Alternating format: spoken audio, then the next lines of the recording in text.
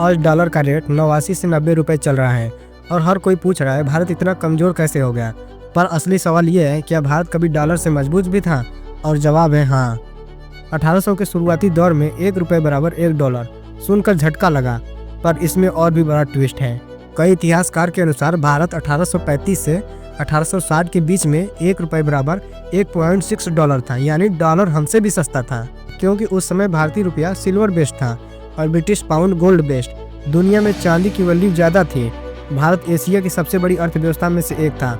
न इंडस्ट्रियलाइजेशन की लूट हुई थी, न ब्रिटिश टैक्स सिस्टम लागू हुआ था। फिर सवाल ये है कि फिर रुपया गिरना कैसे शुरू हुआ? रुपये की तबाही किसी एक दिन नहीं हुई, ये शुरू हुई ब्रिटिश शासन के आने के बाद।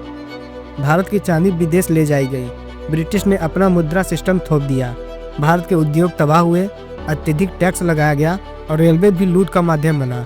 पर असली चोट लगी 1893, जब अमेरिका ने चांदी खरीदना बंद कर दिया और दुनिया में चांदी का दाम गिरा और रुपया भी गिरने लगा। आज हम उसी देश में खड़े हैं जहां कभी रुपया डॉलर से मजबूत होता था और अब डॉलर का रेट 90 रुपये के आसपास है।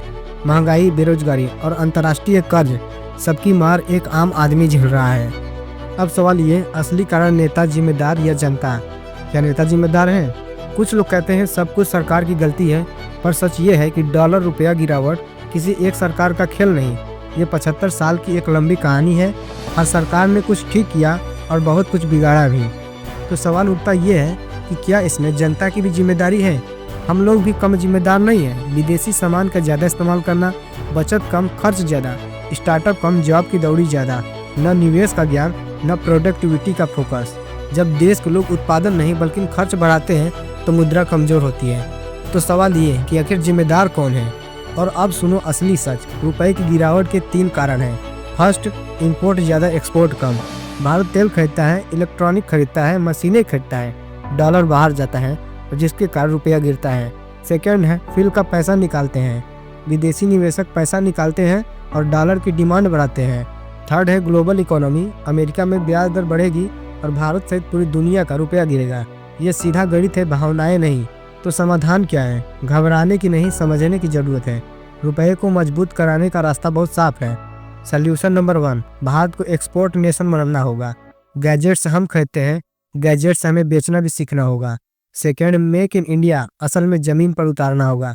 सिर्फ फोटो नहीं, फैक्ट्री चाहिए और इनोवेशन चाहिए। सल्यूशन नंबर 3, भारत को तेल पर निर्भरता कम करनी होगी। जितना तेल खरीदेंगे उतना डॉलर जाएगा और जिससे रुपया गिरेगा। सल्यूशन नंबर 4, युवाओं को जॉब सीकर नहीं, जॉब क्रिएटर बनना होगा। स्टार्टअप प्लस नई टेक्नोलॉजी, इससे क्या होगा? हमारा जो रुपया है वो मजबूत होगा। वही नंबर 5 की बात करें तो सरकार को लॉन्ग टर्म इकोनॉमी पॉलिसी चाहिए। हर 5 साल में नीति बदलने से अर्थव्यवस्था मजबूत नहीं होती है। और न सिर्फ जनता की गलती थी, समझ की कमी की। और याद रखिए, रुपये की मजबूती देश की इज्जत नहीं बल्कि देश की मेहनत से बनती है। रुपया कभी डॉलर से मजबूत था और फिर हम 90 रुपये तक आ गए। गलती न सिर्फ अंग्रेजों की थी, न सिर्फ सरकारें की। अगर हम चाहें तो कहानी फिर बदल सकती है।